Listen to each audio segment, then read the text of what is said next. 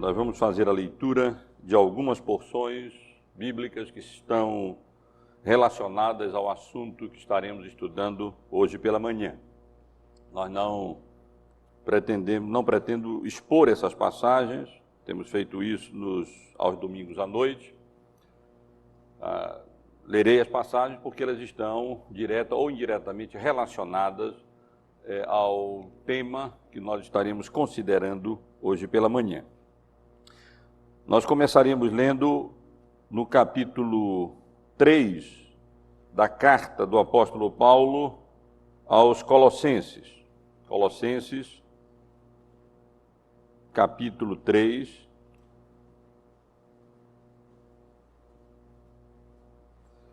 Nós leremos quase todo o capítulo, do verso 1 até o verso de número 17. Portanto, se fostes ressuscitados juntamente com Cristo, buscai as coisas lá do alto, onde Cristo vive assentado à direita de Deus. Pensai nas coisas lá do alto e não nas que são aqui da terra. Porque morrestes, e a vossa vida está oculta juntamente com Cristo em Deus. Quando Cristo, que é a vossa vida, se manifestar, então vós também sereis manifestados com ele em glória. Fazei, pois, morrer a vossa natureza terrena, prostituição, impureza, paixão lasciva, desejo maligno e a avareza, que é idolatria. Por estas coisas é que vem a ira de Deus sobre os filhos da desobediência. Ora, nessas mesmas coisas andastes vós também noutro tempo, quando vivíeis nelas. Agora, porém, despojai-vos igualmente de tudo isto: ira, indignação, maldade, maledicência, linguagem obscena do vosso falar. Não mintais uns aos outros, uma vez que vos despistes do velho homem com os seus feitos, e vos revestistes do novo homem, que se refaz para o pleno conhecimento, segundo a imagem daquele que o criou. Onde não pode haver grego, nem judeu, circuncisão, nem incircuncisão, bárbaro, cita, escravo, livre, porém Cristo é tudo em todos. Revesti-vos, pois, como eleitos de Deus, santos e amados, de ternos afetos de misericórdia, de bondade, de humildade, de mansidão, de longanimidade. Suportai-vos uns aos outros, perdoai-vos mutuamente, caso alguém tenha motivo de queixa contra outrem. Assim como o Senhor vos perdoou, assim também perdoai vós. Acima de tudo isto, porém, esteja o amor, que é o vínculo da perfeição. Seja a paz de Cristo o árbitro em vossos corações, a qual também fostes chamados em um só corpo, e sede agradecidos. Habite ricamente em vós a palavra de Cristo. Instruí-vos e aconselhai-vos mutuamente em toda a sabedoria, louvando a Deus com salmos e hinos e cânticos espirituais, com gratidão em vossos corações. E tudo o que fizerdes, seja em palavra, seja em ação, fazei-o em nome do Senhor Jesus, dando por ele graças a Deus Pai. Agora, irmãos, nós leremos algumas passagens nas cartas do apóstolo Paulo a Timóteo. Na primeira carta do apóstolo Paulo a Timóteo, nós leremos primeiro no capítulo 4,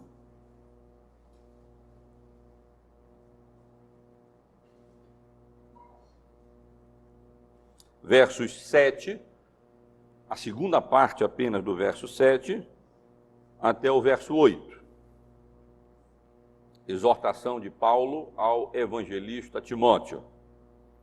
Exercita-te pessoalmente na piedade, pois o exercício físico para pouco é proveitoso, mas a piedade para tudo é proveitosa, porque tem a promessa da vida que agora é e da que há de ser. E logo adiante, irmãos, leremos os versos 15 e 16 do mesmo capítulo. Medita estas coisas e nelas ser diligente, para que o teu progresso a todos seja manifesto. Tem cuidado de ti mesmo e da doutrina. Continua nestes deveres, porque fazendo assim, salvarás tanto a ti mesmo como a teus ouvintes. Na segunda carta a Timóteo, leremos a porção que lemos no domingo passado, no capítulo 3, dos versos 14 a 17. Segunda carta de Paulo a Timóteo, capítulo 3, versos 14 a 17. Tu, porém, permanece naquilo que aprendeste e de que foste inteirado, sabendo de quem o aprendeste, e que desde a infância sabes as sagradas letras, que podem tornar-te sábio para a salvação pela fé em Cristo Jesus. Toda a Escritura é inspirada por Deus e útil para o ensino, para a repreensão, para a correção, para a educação na justiça, a fim de que o homem de Deus seja perfeito e perfeitamente habilitado para toda boa obra. E, finalmente, irmãos, quero ler apenas alguns versículos na carta de Tiago. Tiago,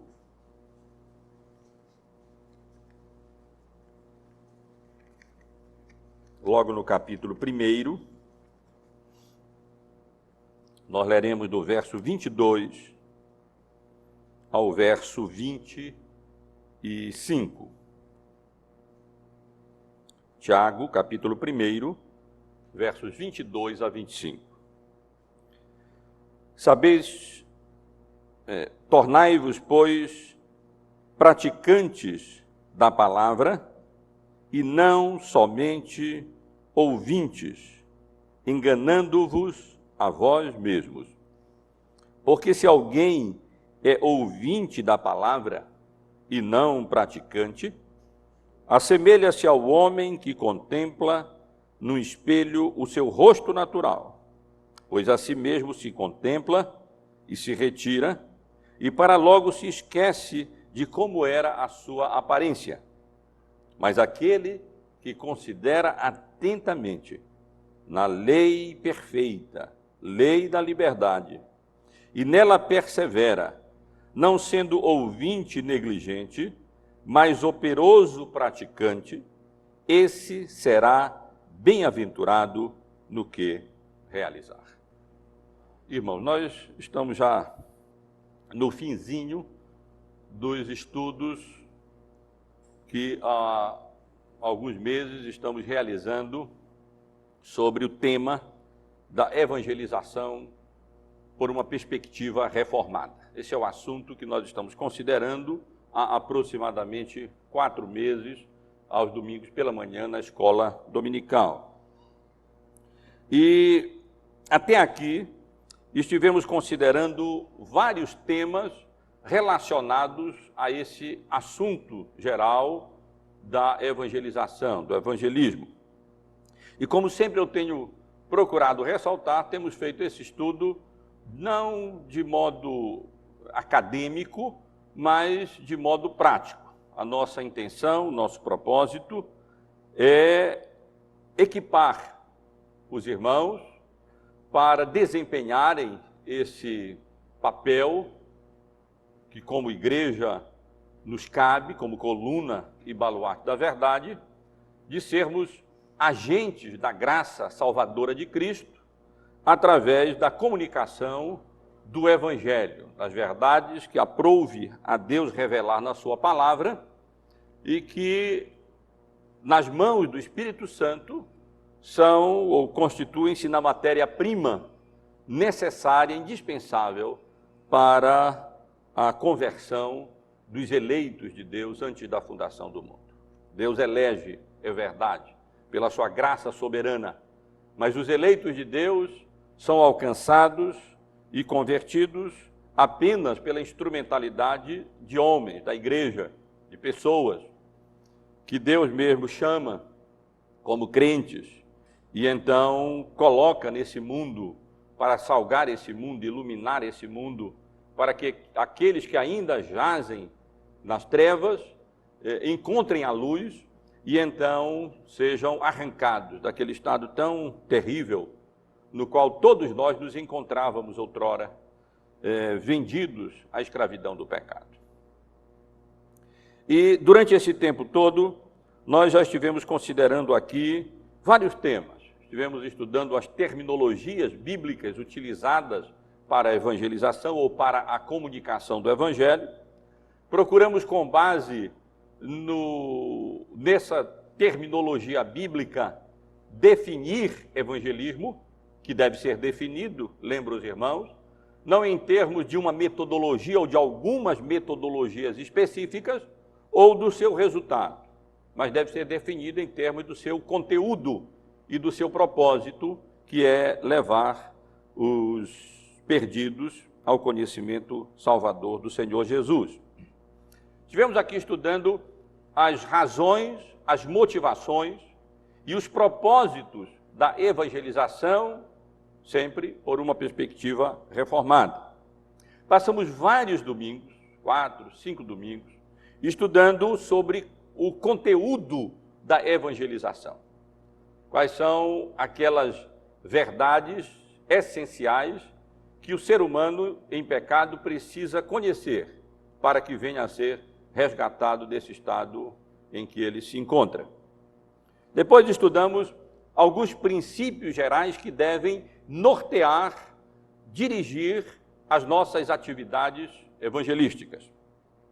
Então, continuamos, durante vários domingos, estudando sobre como nós devemos evangelizar, que atividades nós podemos exercer com vistas à conversão dos perdidos, tanto como instituição, de maneira organizada, de maneira institucional, e aí lembramos algumas das coisas que, pela misericórdia e graça de Deus, nós como igreja temos podido realizar nesse sentido, e ainda podemos avançar, e especialmente de maneira individual. E essa tem sido a ênfase desses estudos. Nós nem precisamos, num certo sentido, tanto correr atrás de pessoas para evangelizar. Na realidade, Deus já nos coloca em situações, em posições, em relações na sua graça soberana, em que Ele mesmo nos concede várias oportunidades para comunicar o Evangelho. A última coisa que eu quero é que nós falhemos, fiquemos aquém, deixemos de desempenhar o nosso papel como sal na terra, como luz no mundo, nas posições, nas relações nas quais Deus nos coloca, como pais, como filhos, como patrões, como empregados, como vizinhos, enfim, nas várias relações e vocações e atividades nas quais a graça soberana de Deus nos coloca, e então venhamos a, negligenciando essa necessidade de sermos sal na terra ali onde Deus nos coloca, então nos empenharmos e nos engajarmos apenas em atividades evangelísticas institucionais ou organizadas pela igreja. Podemos fazer as duas coisas. E o essencial e o imprescindível é nós sermos sal na terra e luz no mundo aonde Deus nos tem colocado. Depois, nós estivemos considerando aqui alguns exemplos práticos, poderíamos chamar de casos de estudo que nós encontramos no livro de Atos dos Apóstolos. Considerei com os irmãos, em 2 domingos, 2 episódios, 2 passagens que Lucas registra no livro de Atos. Capítulo 17, as atividades evangelísticas do apóstolo Paulo na cidade de Atenas, e depois o capítulo 26, o testemunho de Paulo diante do rei Agripa II e várias outras autoridades. E analisamos essas passagens como modelos bíblicos que nos assistem, nos ajudam no sentido de desempenharmos melhor a nossa função evangelística, que é atribuída à igreja como um todo. E, finalmente, no domingo passado, eu estive considerando o assunto por uma perspectiva diretamente reformada. Estivemos aqui considerando lembrando, na realidade, os irmãos,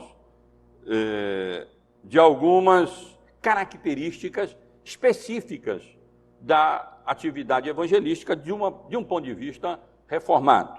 Lembrei os irmãos que a evangelização reformada se fundamenta nas Escrituras, que a evangelização reformada é consistente com a revelação bíblica acerca de Deus, que a revelação reformada considera seriamente o ensino bíblico acerca do homem, da sua condição, do seu estado, que a evangelização reformada reflete a doutrina bíblica acerca da salvação do homem, ou as doutrinas bíblicas acerca da salvação do homem, conhecidas como as doutrinas da graça, a depravação total, a eleição incondicional, a expiação limitada, a graça irresistível do Espírito Santo, a perseverança dos santos,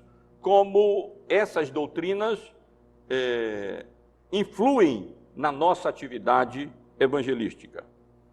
E, finalmente, concluir essa parte do nosso estudo, lembrando também os irmãos que a evangelização reformada é equilibrada por uma eclesiologia, ou por uma doutrina da igreja que é bíblica, e como essas doutrinas bíblicas acerca da igreja acabam por equilibrar a nossa atividade evangelística. Pois muito bem, meus irmãos, eu só pretendo utilizar esse domingo para concluir nossos estudos e utilizar o próximo domingo de uma maneira bem prática, quase poderíamos dizer como sendo um exercício ou uma ajuda, um auxílio, no sentido de que os irmãos efetivamente coloquem em prática aquilo que nós estivemos considerando, estudando durante esses domingos, esses 4 ou 5 meses em que nós estamos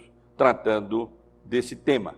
Eu pretendo, no próximo domingo, distribuir para os irmãos um formulário, alguma coisa assim, que eu estou preparando, para ajudar os irmãos a acompanhar tanto o próprio preparo de vocês com vistas a essa atividade, como acompanhar o desenvolvimento dessa atividade com relação a algumas pessoas, que os irmãos mesmo anotarão os nomes, e que se comprometerão diante de Deus a orar por essas pessoas e a desempenhar outras atividades que nós estaremos considerando aqui. Isso eu farei domingo passado e assim pretendo concluir, domingo que vem, e assim pretendo concluir essa série de estudos sobre a evangelização reformada.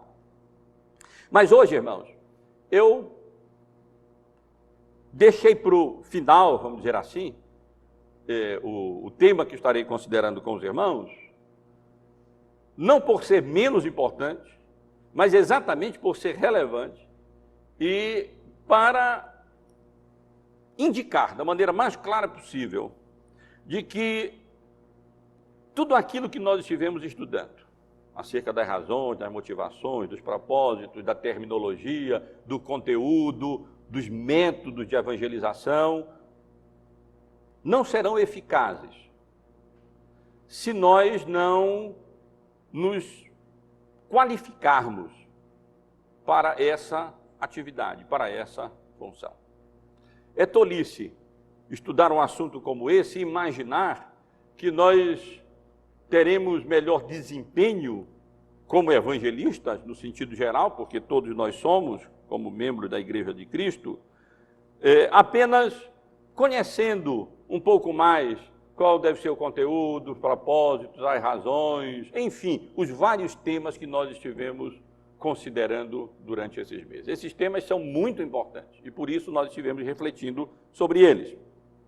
Mas há absoluta necessidade de um preparo da nossa parte para o exercício desse nosso papel como sal na terra e luz no mundo.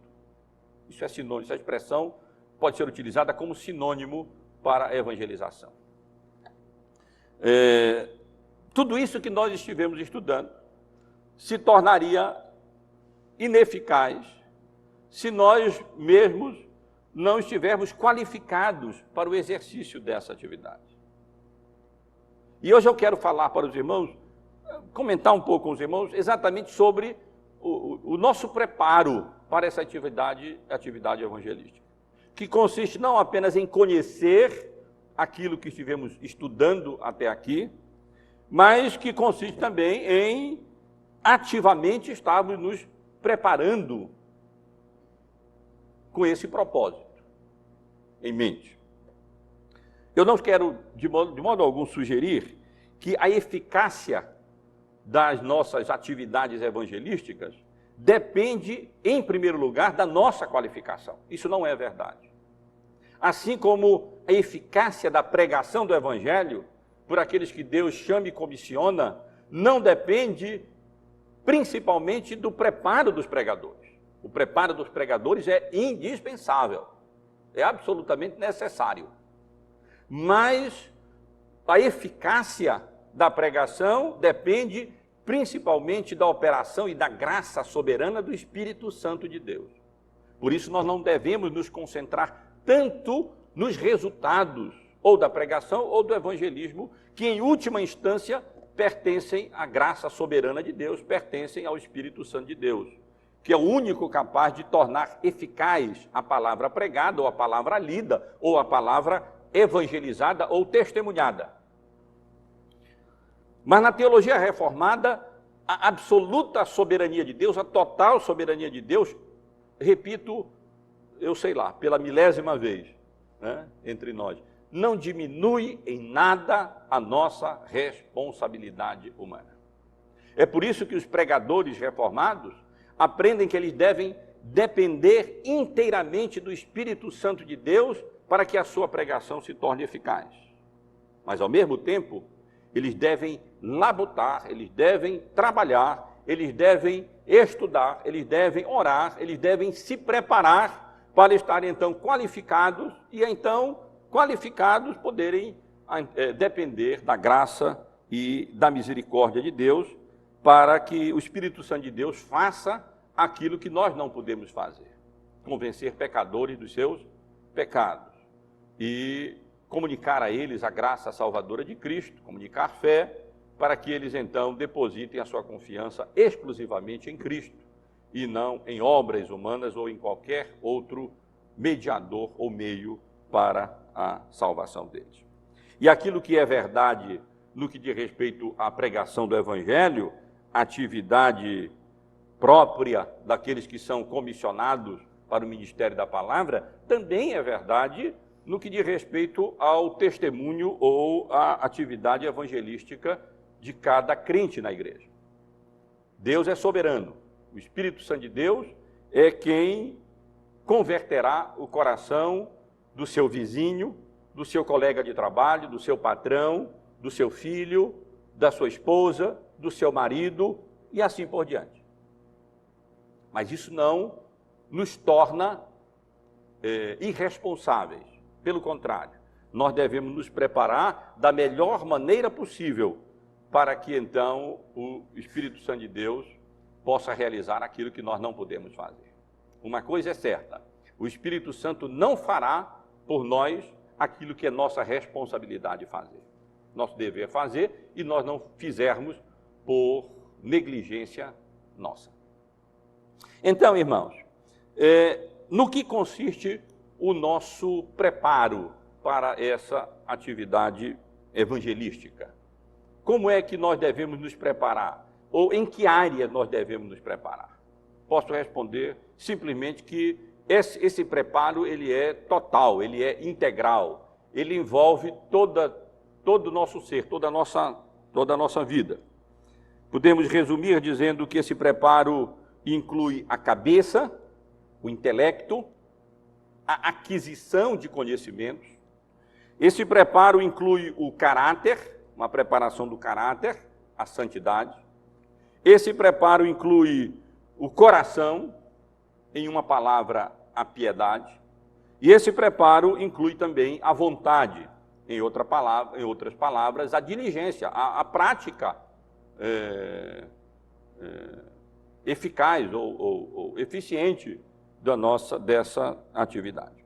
Eu quero hoje apenas comentar com os irmãos, o mais rapidamente possível, sobre cada uma dessas áreas, acerca da qual nós devemos estar nos preparando para exercermos as nossas atividades evangelísticas, para sermos testemunhas de Cristo, para estarmos bem preparados para fornecer a todos quantos nos pedirem a razão da esperança que há em nós, como diz, ou como coloca o apóstolo Pedro.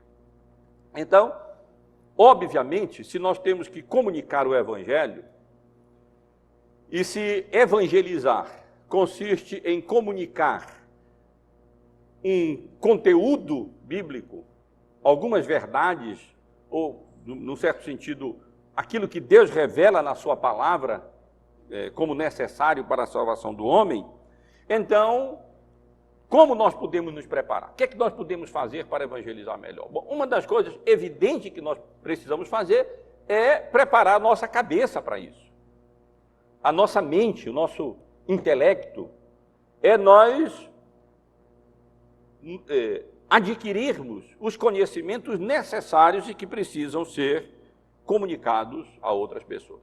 Isto é, alcançarmos, nos preparamos para a evangelização, como um ministro do Evangelho se prepara para pregar o Evangelho, alcançando ou adquirindo esse conhecimento bíblico-teológico necessário, imprescindível, verdadeiro, para então termos esse objeto de conhecimento para comunicar a outras pessoas. Isso é absolutamente fundamental. Quando o apóstolo Paulo escreve a Timóteo, diz que ele persevere e permaneça nas coisas que ele vinha aprendendo da própria Escritura, porque elas são inspiradas e elas são capazes de tornar o homem de Deus perfeito e perfeitamente habilitado, qualificado, preparado para toda boa obra, inclusive a obra de evangelização. Esse é o contexto principal da passagem em que esse texto se encontra. E, portanto, se os irmãos querem, eu espero que queiram, ser obedientes a essa ordenança bíblica de sermos sal na terra e luz no mundo, de comunicarmos o Evangelho a outras pessoas, então a primeira coisa que os irmãos precisam fazer, uma das primeiras coisas que os irmãos precisam fazer é conhecer o Evangelho. Porque evangelizar é exatamente comunicar o Evangelho, anunciar o Evangelho, tornar conhecido o Evangelho, publicar o Evangelho. E então nós precisamos conhecer o Evangelho. Eu já considerei aqui com os irmãos qual é o conteúdo principal desse Evangelho. Acerca de Deus, acerca do homem, acerca de Cristo e acerca da própria responsabilidade do homem em termos de se arrepender e crer, pela graça de Deus, a operação do Espírito Santo. Mas a verdade é que ninguém alcança esse conhecimento e essa familiaridade com as Escrituras, com esse conteúdo do Evangelho, se não for exposto continuamente a esse conteúdo. E, portanto, eu penso que, com o propósito de instruir os irmãos no que diz respeito ao preparo para a evangelização, uma das melhores coisas que eu posso fazer é exortar os irmãos a se prepararem no que diz respeito à cabeça, ao conhecimento do Evangelho. Que, na verdade, não é um conhecimento que se limita ao intelecto mas que influi na nossa vida como um todo. Assim como os presbíteros, Paulo instrui a Tito, devem ser apegados à palavra fiel, de modo que tenham poder para exercer um reto ensino e convencer os que contradizem. Assim também, nós como crentes, para o bom desempenho evangelístico nosso, nós precisamos conhecer bem a palavra de Deus e sermos afeiçoados a ela, apegados a ela, de tal maneira que, com a graça de Deus, possamos manusear corretamente as Escrituras, manusear retamente, corretamente, compreender a palavra de Deus e conhecer a palavra de Deus, para então comunicá-la àqueles que Deus, na sua graça soberana, colocar como nossos próximos. E para isso, eu sugiro principalmente 3 coisas. A leitura da Bíblia, estudo da Bíblia. Ontem à noite nós estivemos lendo, como estamos fazendo, o livro de John Piper, e lemos um capítulo sobre as Escrituras, onde ele aborda vários benefícios das Escrituras e procura estabelecer a relação desses benefícios das Escrituras com a alegria cristã. Estamos lendo o livro Teologia da Alegria. E, citando o exemplo de George Mueller, ele então enfatiza exatamente a necessidade de nós lermos a Bíblia diariamente. Na realidade, as nossas próprias orações dependerão da nossa leitura, não apenas assim superficial da Bíblia, mas uma leitura onde a gente lê e reflete acerca daquilo que nós lemos, não apenas com o propósito de conhecer aqueles textos para comunicar a outras pessoas, mas com o propósito de sermos nós mesmos edificados, animados, encorajados, exortados, repreendidos, confortados e consolados também, claro, pela palavra de Deus, pelas Escrituras. Então, essa é a necessidade básica do crente. É o ABC. Não apenas o jardim de infância, mas é o maternal da vida cristã. Isto é, lermos a Bíblia e extrairmos dela benefício para a nossa própria alma e conteúdo para comunicarmos às outras pessoas.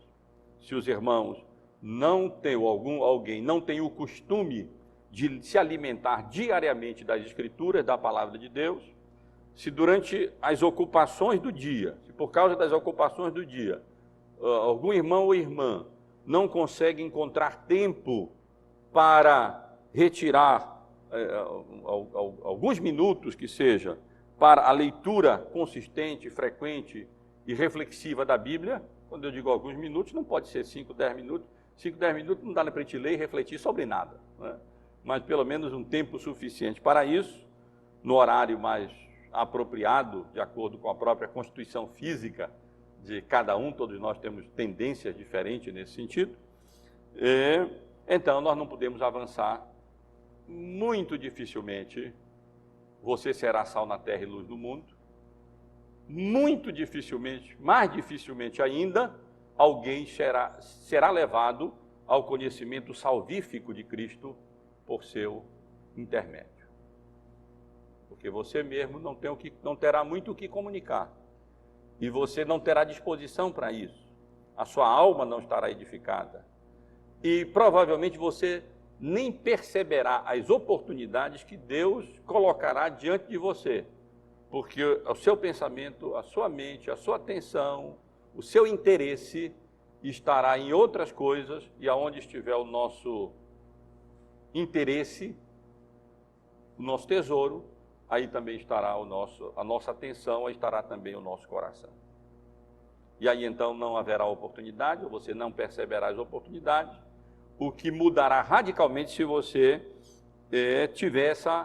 exercitar essa prática de ler diariamente com atenção e com reflexão a palavra de Deus, para ir entesourando esse conhecimento que fará bem à sua alma e será a matéria-prima utilizada para que outras pessoas cheguem ao conhecimento de Cristo por seu intermédio. Não apenas a leitura da Bíblia, mas também a leitura de bons livros. Deus nos tem dado a graça de já termos disponibilizado em língua portuguesa boa literatura reformada que nós não tínhamos disponível há 20, 30 anos atrás. Hoje, boas editoras como a Fiel, a PES, a Cultura Cristã e outras têm disponibilizado e traduzido bons livros para a nossa edificação. Não apenas para a nossa edificação direta, mas para nos auxiliar a compreender melhor as Escrituras. Você pode dizer, eu leio e não entendo algumas partes. Pois muito bem, se você ler com o auxílio de um bom comentário, certamente você será auxiliado na sua leitura. Se você ler também bons livros sobre como estudar a Bíblia, você certamente melhorará na sua compreensão e poderá entesourar melhor aquilo que a palavra de Deus nos ensina. E também sugiro, ainda no que diz respeito ao preparo da cabeça, ao preparo da mente, à aquisição de conhecimento bíblico para a nossa própria edificação e comunicação a outros, que parte fundamental, parte essencial desse preparo é a frequência assídua, pontual, aos cultos, às reuniões da igreja. Se você, repito, não tiver tempo para isso, a melhor coisa que faz é tentar planejar o seu tempo de modo que você deixe tempo para a sua leitura bíblica. Talvez você esteja com atividades em demasia, né? Talvez esteja se sobrecarregando com atividades, poderia ter uma atividade um pouco menos. Está certo, provavelmente ganhará um pouco menos. Mas o que é que adianta ganhar um pouco mais e não ser fiel a Cristo, não servir a Cristo de maneira adequada e apropriada? Não ser sal na terra e luz no mundo. Então, ora, e muito mais ainda no que diz respeito à nossa frequência às atividades da igreja. Cada uma das nossas reuniões tem um propósito específico. Tenho ressaltado outras vezes, cada uma das nossas reuniões fornece, vamos dizer, a soma toda fornece uma dieta espiritual equilibrada para a nossa alma. Às quartas-feiras, nós nos reunimos para orar, colocar diante de Deus as nossas súplicas, intercessões, gratidão, isso é imprescindível. Também lemos o Antigo Testamento, já que estamos pregando no Novo. Aos sábados, nós temos uma reunião de edificação, de comunhão, onde, de uma maneira mais livre, nós podemos estar aqui desfrutando da comunhão em Cristo e lendo bons livros, boa literatura, e através dessas próprias leituras e comentários e explicações, não apenas nós somos diretamente abençoados e animados, encorajados pelo conteúdo da leitura, mas também nós vamos aprendendo a ler, nós vamos aprendendo a interpretar as nossas leituras e a tirar proveito dessa leitura para a nossa edificação própria e para o nosso preparo também no que diz respeito ao evangelismo. No domingo pela manhã, como os irmãos sabem, nós temos estudos em séries, como temos feito, como estamos fazendo exatamente agora, considerando sistematicamente temas relevantes para a nossa vida cristã, para a nossa salvação. Nós estivemos considerando ao longo dos anos tantos temas relevantes, tantos temas importantes, como esse que nós estamos concluindo agora, o tema da evangelização. Quando nós procuramos investigar a Bíblia como um todo, sistematizar e aí então estudar um assunto, um tema, sempre orientados e dirigidos pela palavra de Deus. E aos domingos à noite a pregação do Evangelho, sempre com exposições bíblicas sequenciais, como estamos fazendo agora na carta que o apóstolo Paulo escreveu aos Gálatas. Os irmãos devem lembrar como passamos aqui um ano estudando Romanos, quase um ano estudando Efésios, quase um ano, vários meses estudando Colossenses, Filipenses, como passamos 2 anos estudando o Evangelho de João, um ano estudando o livro de Apocalipse, apenas recentemente, que eu estou me passando pela memória, 2 anos estudando o livro de Atos dos Apóstolos, e como já estamos há vários meses estudando a carta aos Gálatas, e evidentemente, irmãos e irmãs, que não apenas são assíduos e frequentes, que têm a frequência aos cultos como atividade prioritária na sua agenda, e que só deixa de estar presente se por uma razão absolutamente imprescindível, e não apenas estão presentes, mas atentam, prestam de fato atenção devida e refletem, não apenas no momento, mas posteriormente, sobre os assuntos que são tratados, expostos, ensinados, especialmente pregados no domingo à noite, evidentemente alcançarão um bom conhecimento bíblico e teológico, especialmente se isso for complementado pela leitura bíblica, pela leitura diária, pela leitura de bons livros, como eu estou sugerindo aqui para os irmãos. Eu ensino em seminários teológicos há vários anos. Já ensinei em outros, em Recife, ensino aqui no Seminário Batista há mais de 12 anos, ensino pela internet, e sei que os irmãos que frequentam a igreja regularmente e acompanham os estudos estão, eu ousaria dizer, praticamente tão bem preparados para comunicar o Evangelho quanto os seminaristas que estão no seminário estudando.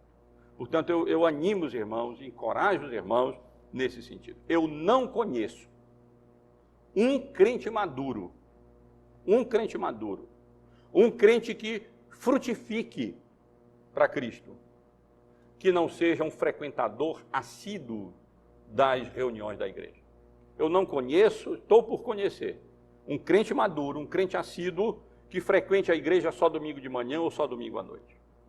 Se nós não formos zelosos e não colocarmos em primeiro lugar na nossa agenda essas oportunidades preciosas que Deus nos dá para a edificação através do ensino e da pregação pública do Evangelho, dificilmente nós alcançaremos maturidade e dificilmente nós seremos sal na terra e luz no mundo. Então, irmãos, isso apenas quase que como uma lembrança quanto ao preparo da cabeça, quanto ao preparo da mente, quanto à aquisição do conhecimento necessário para comunicarmos o Evangelho às outras pessoas. Mas, longe de mim sugerir que o preparo para a evangelização consiste apenas na preparação da cabeça, na aquisição de conhecimentos. Nós precisamos também preparar o nosso coração, nós poderíamos chamar assim, e podemos resumir o preparo do coração com uma palavra bíblica, com um termo bíblico, a piedade, que, como nós lemos, é proveitosa para tudo. O exercício da piedade é muito mais proveitoso do que o exercício físico. O exercício físico é proveitoso, não é? Não, evidentemente, tanto quanto o exercício da alma, o exercício do coração, o preparo do coração, a piedade, aquele misto de amor a Deus e temor a Deus que faz com que a pessoa se consagre a viver uma vida em obediência a Deus e a desejar de coração ser instrumento da comunicação do Evangelho para a promoção do reino de Deus e promoção da glória de Deus nesse mundo. E isso é absolutamente imprescindível para nós. O preparo do coração, o preparo, a piedade. Eu li com os irmãos em Colossenses, no capítulo, os primeiros versículos de Colossenses, nos versículos 1 até o versículo 3, porque esses 3 primeiros versículos, eles apontam para a natureza bíblica da piedade. Portanto, se fostes ressuscitados juntamente com Cristo, buscai as coisas lá do alto, onde Cristo vive assentado à direita de Deus. Pensai nas coisas lá do alto, não nas que são aqui da terra, porque morrestes, e a vossa vida está oculta juntamente com Cristo em Deus. É óbvio que nós não devemos pensar que o apóstolo Paulo está nos proibindo de pensar em qualquer coisa no que diz respeito aqui a esse mundo. É claro que nós temos que ser previdentes, é claro que nós temos que zelar pelas nossas famílias, nossos filhos, nós temos que ganhar o nosso pão, nós temos que trabalhar. Na justa medida, as coisas da terra ilegítimas, elas não são ruins. Deus não nos criou anjos, seres apenas espirituais, nos criou seres humanos, espíritos em corpo. No entanto, o que nós não podemos fazer é confinar o nosso pensamento às coisas da terra, às coisas desse mundo. Como se a nossa esperança se limitasse apenas a esta vida. Como se a nossa existência, a nossa vida, não passasse dessa existência terrena.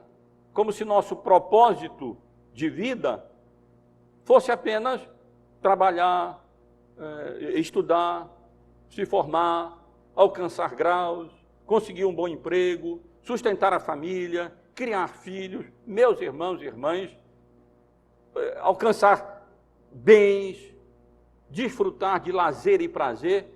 Meus irmãos e irmãs, essa vida que se limita a isso é uma vida medíocre. Talvez seja essa a melhor palavra, medíocre. Se a nossa esperança se limita a esta vida, nós somos, disse o apóstolo Paulo em Corinto, na carta aos Coríntios, nós somos os mais infelizes de todos os seres humanos. Infelizes são os seres humanos que utilizam esses 50, 60, 70, passa disso, é câncer enfado, anos que Deus nos dá nesta vida, meramente com esses propósitos e preocupações terrenas. Jamais preencherão vazio do coração e jamais, sendo crentes, frutificarão razoavelmente para Cristo como sal na terra e como luz no mundo. Evidentemente, eu repito, buscando o equilíbrio bíblico, do ensino bíblico como um todo. Seria tolice sugerir que agora nós não vamos cuidar das outras coisas, vamos ser negligentes com a nossa casa, com a nossa família, com as nossas profissões, com os nossos estudos. Não. Os irmãos devem estudar o máximo que puderem, trabalhar, serem diligentes o máximo que puderem, zelosos na criação dos filhos, mas nós não podemos confinar o nosso pensamento apenas aqui na terra. E isso é piedade. Pensar nas coisas lá do alto. Refletir nas realidades espirituais que não são muitas vezes visíveis, mas que constituem a nossa esperança em Cristo e a realização plena da nossa vida, que não se limita apenas à nossa existência terrena. Buscar as coisas lá do alto, onde Cristo vive, pensar nas coisas lá do alto. Isso, em certo sentido, consiste a piedade. Podemos defini-la de outra maneira como amar a Deus, amar a sua palavra, amar a igreja e amar os perdidos também, quando nós pensamos em termos de evangelização. Nisso constitui piedade genuína, piedade no sentido bíblico, piedade no sentido verdadeiro. Não constitui apenas em manifestações externas de piedade, pelo contrário. Exibições de espiritualidade, pelo contrário. O Senhor Jesus condena isso quando condena os fariseus. Quando diz que eles gostavam de orar nas praças para serem vistos pelos homens, era mera exibição de espiritualidade. Quando eles davam esmolas para que todos pudessem ver, quando eles então jejuavam, mas aí iam para a rua com o rosto quase que transfigurado, para as pessoas notarem que eles tinham jejuado. Assim eles já tinham recebido a recompensa deles. Isso era o reconhecimento dos homens. Isso não tinha valor nenhum diante de Deus.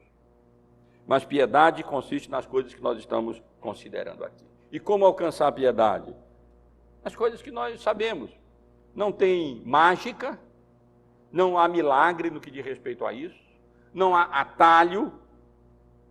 O caminho é o caminho bíblico do empenho que nós conhecemos e que todos nós conhecemos suficientemente bem. Leitura da Bíblia, meditação, oração, obediência à palavra de Deus. Nisso consiste o caminho da piedade, que para tudo é proveitosa e que resulta na nossa própria salvação e que nos qualifica e nos habilita para sermos sal na terra e para sermos luz no mundo. Dificilmente você perceberá as possibilidades, as oportunidades que Deus, na sua graça soberana, colocar diante de você nas várias relações e vocações em que Deus lhe colocou. Se você não exercitar a piedade.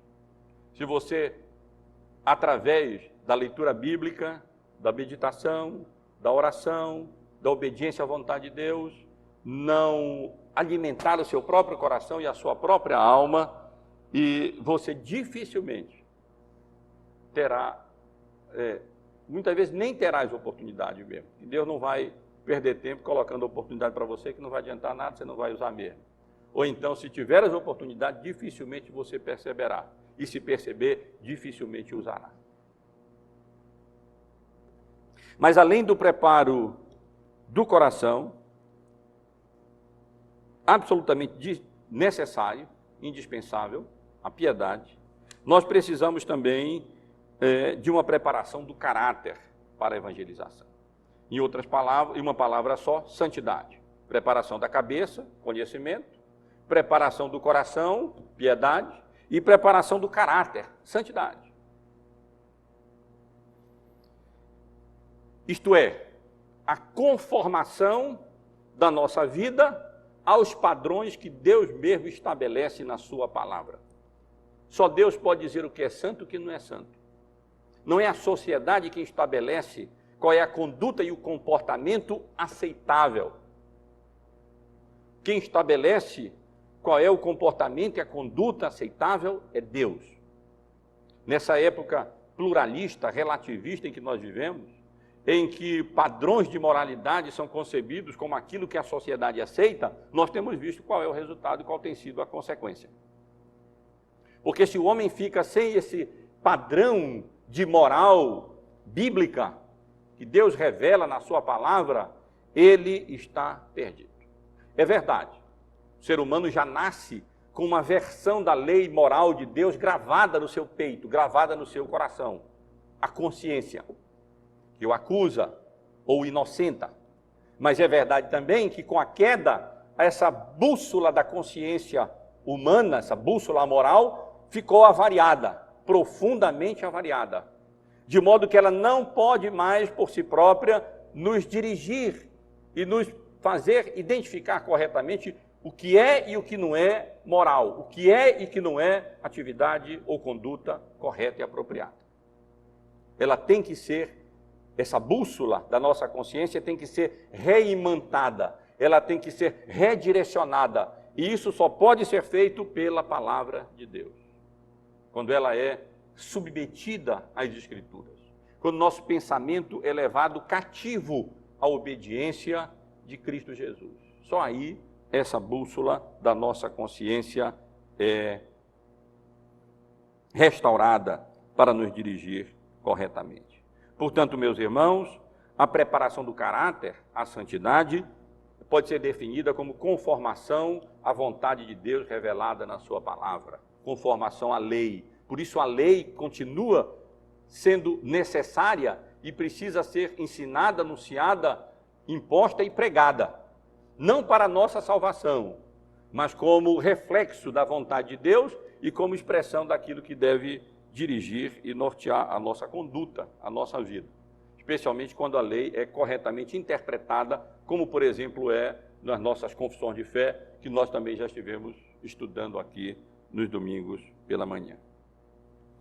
Submissão à vontade de Deus, obediência, fidelidade à palavra de Deus, coragem bíblica, aquela que o apóstolo Paulo exorta Timóteo, dizendo que Deus não nos tem dado espírito de covardia, mas de poder, de amor e de moderação, coragem. É preciso coragem para comunicar o Evangelho. É preciso coragem para pregar o Evangelho e é preciso coragem para testemunhar o Evangelho. A tendência é os irmãos receberem uma pressão tão grande contra o Evangelho, e de tal modo que a tendência é os irmãos se recolherem, se recuarem, ficarem ali no seu gueto, não se apresentarem como de fato são ou devem ser crentes em Cristo e não ativamente exercerem o seu papel como sal na terra e como luz do mundo. A tendência do mundo é nos fazer igual a eles. E quando o que Deus quer é nos fazer diferente do mundo, para que o mundo possa ver, possa perceber essa diferença e assim ser conduzido à causa dessa diferença, que é a Cristo Jesus, o nosso Salvador. É preciso coragem para anunciar o Evangelho. É preciso coragem para declarar às pessoas que elas são pecadoras, que elas estão mortas nos seus delitos e pecados, que o que as aguarda é a condenação, a morte eterna, o inferno, se elas não responderem positivamente à oferta de salvação exclusivamente em Cristo Jesus, o único mediador entre Deus e os homens. Fazer isso pode resultar em preconceitos para conosco, em ostracismo, em ser colocados de lado, pode fazer com que um rapazinho, uma moça não seja recebido nos grupos, e isso é terrível para um adolescente, mas não importa. Esses são os preços que nós temos que pagar por amor a Cristo, ser diferente. E eu tenho dito aos irmãos, podem até ridicularizar você pela sua fé, se você for corajoso, ousado, e se mostrar como crente, segurar o estandarte, a bandeira do Evangelho, a bandeira de Cristo, diante de tudo e de todos. Mas na hora da aflição, da provação, do sofrimento, essas pessoas vão procurar você. É com você que elas vão se aconselhar, é a você que elas vão recorrer nas horas de aflições graves e tribulações terríveis na vida. Quando elas veem que nada dá certo na vida delas, que é uma confusão, separação e briga e tudo, e elas veem a sua vida diferente, claro, se for diferente, já consideramos esse assunto aqui, tratando desse tema, do evangelismo, então é a você que elas vão recorrer. Mas, finalmente, irmãos, além da preparação da cabeça, a aquisição e o entesouramento do conhecimento bíblico teológico, além da preparação do coração, a piedade, o amor e o temor a Deus, que nos leva a consagrar a nossa vida a Ele, a pensar nas coisas do alto e a viver como sal na terra e luz no mundo. Além da preparação do caráter, da santidade. Eu li com os irmãos Colossenses, não tenho tempo de comentar o restante da sessão que lemos, porque ali nós temos uma aula de santidade. Os irmãos podem ler depois, que consiste em nos despir daquilo que não agrada a Cristo, dos feitos da carne, das obras da carne, que herdamos pela queda, e nos revestir de Cristo, das obras do Espírito, que nos qualifica e nos habilita a viver conforme a vontade de Deus. Só me resta comentar com os irmãos, rapidamente, a preparação da vontade. Em uma palavra, diligência. Sem o quê? Nada dá em nada. Como diz no livro de Provérbios, em todo trabalho aproveito. Meras palavras, porém, levam à penúria. Não dá em nada. Não adianta nada nós passarmos aqui 3, 4, 5 meses considerando esse assunto, estudando esse assunto, se no fim não dá em nada. Fica apenas em palavras. Preparo da cabeça, preparo do coração, duvido muito que tenha havido, se não der em nada. Preparo do caráter, também duvido muito, mas se isso não resultar em preparo da vontade, isto é, em exercício prático de diligência e de praticar aquilo que nós aprendemos ser a vontade de Deus. Por isso eu li com os irmãos essa passagem tão preciosa da carta de Tiago, como ele exorta, na realidade, em toda a sua carta, a praticarmos a vida cristã. Tiago em nada contraria o apóstolo Paulo. Tiago não está ensinando obras em contradição com o ensino da graça e da fé que o apóstolo Paulo tanto ensina. Mas ele ensina as obras como manifestação da fé. Ele ensina que a nossa fé é genuína se ela se manifestar na prática. E é por isso que logo no capítulo 1 ele começa dizendo: tornai-vos, pois, praticantes da palavra e não somente ouvintes, enganando-vos a vós mesmos. Porque se alguém é ouvinte da palavra e não praticante, se assemelha a um homem natural, que se contempla no espelho, especialmente se for feio como nós, muitas vezes, né? E logo esquece a sua aparência, faz até questão de esquecer. Mas esquece o seu rosto natural. Mas aquele que considera atentamente, reflete na lei perfeita, na lei da liberdade, e nela persevera, não sendo ouvinte negligente, mas operoso praticante, esse será bem-aventurado ou bem-sucedido, podemos dizer assim, naquilo que realizar. E aqui, meus irmãos, nesses versículos nós encontramos uma lição importantíssima. Não adianta nada nós apenas considerarmos o assunto, tratarmos do assunto, se não desembocar em atividades concretas, em realizações concretas. Nós, presbiterianos, somos descendentes de John Knox na fé, né? O reformado escocês, que é considerado o pai do presbiterianismo. E uma das principais características de John Knox era não apenas a fé reformada, o que ele cria, mas era a determinação dele de colocar em prática aquilo que ele cria. Por isso ele sofreu, por isso experimentou consequências terríveis, mas ele ousava praticar aquilo que dizia crer. E esse é o grande desafio. Crer é fácil, até os demônios creem. O grande desafio é praticar. É não sermos ouvintes negligentes, mas operosos praticantes. É considerarmos atentamente a lei perfeita, a lei da liberdade, nela perseverarmos e, ao invés de sermos ouvintes negligentes, sermos operosos praticantes. Em outras palavras, eu quero sugerir que os irmãos, parte do preparo, os irmãos praticarem. Praticamente em tudo é assim, não é? Quando a gente aprende, sempre tem uma parte prática. Tem a parte que nós vamos praticar. O que adianta alguém aprender computador, estudar todos aqueles bits e bytes, e como funciona um processador, como é que as informações são armazenadas num disco rígido, como é que elas são introduzidas, como é que elas podem sair de lá, ou através de monitor, de impressora, outros meios de saída da informação, se nós não colocarmos a mão no teclado. E então, devagar, errando, fazendo o computador travar uma vez ou outra ali, por falha nossa, mas se nós não praticarmos, não vai dar em nada esse estudo. O que é que adianta nós pegarmos um livro e aprendermos como funciona o motor do carro, para que servem as válvulas, como é que faz a transmissão, como é que um câmbio funciona, quais são as leis de trânsito, se nós não colocarmos a mão no volante.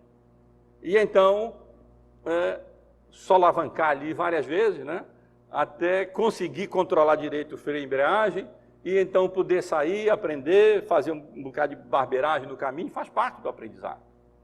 Até então, podermos dirigir com uma certa destreza, mais ou menos, então podermos conduzir de maneira apropriada o veículo. Não adianta nada. O que é que adianta nós... Desculpe a insistência com exemplos, mas é para ilustrar e enfatizar o ponto, porque todo o propósito desse estudo, desde o início, foi desembocar em alguma coisa prática. Capacitar melhor e levar os irmãos, encorajar os irmãos e irmãs a desempenharem melhor a sua função e atividade como sal na terra e luz no mundo. O que adianta, portanto, nós nos matricularmos num curso de inglês, e nós íamos aprender inglês, francês, uma língua qualquer, e aprender como é que se conjugam os verbos, como é que, quando tem declinação em alguns casos, alemão, latim, grego, como é que são essas declinações, quais são as preposições, enfim, aprender a teoria da língua, se nós não falarmos, ou não lermos, ou não colocarmos em prática. Mas isso vai se esquecer. Vamos esquecer como é que a gente aprendeu, como é que funciona o motor do carro, como funciona o computador, ou um programa específico, ou como é que funciona uma determinada língua, e não vai dar em nada. Porque nós não botamos a mão no teclado, porque não colocamos a mão no volante, porque nós não pegamos um livro para ler, ou não tentamos falar. Nós não praticamos. E, meus irmãos, isso tudo se aplica ao que nós estamos considerando aqui. O que é que adianta nós passarmos esse tempo todo considerando esse assunto se os irmãos e irmãs não colocarem em prática? Não efetivamente procurarem, com a graça de Deus, primeiro, se prepararem para isso, da maneira como estamos considerando aqui. E segundo, não subsequentes. Não pensem que vocês só vão poder iniciar a parte evangelística quando se prepararem devidamente, porque nunca acontecerá, nós sempre estaremos em preparo. Se eu fosse esperar estar totalmente preparado para pregar o evangelho, eu ainda continuaria estudando e até hoje não tinha aberto a boca, porque eu vou continuar estudando e me preparando até o final da minha vida. E isso deve acontecer com os irmãos. Até o final da vida, os irmãos estarão se preparando. Nessa atividade, provavelmente cometerão algumas barbeiragens, né? Não dirão tudo certo, mas não tem problema, ninguém vai morrer com isso, não. Diferente de um veículo, né, dirigindo, ninguém vai morrer com isso, não. Mas ponha mãos à obra.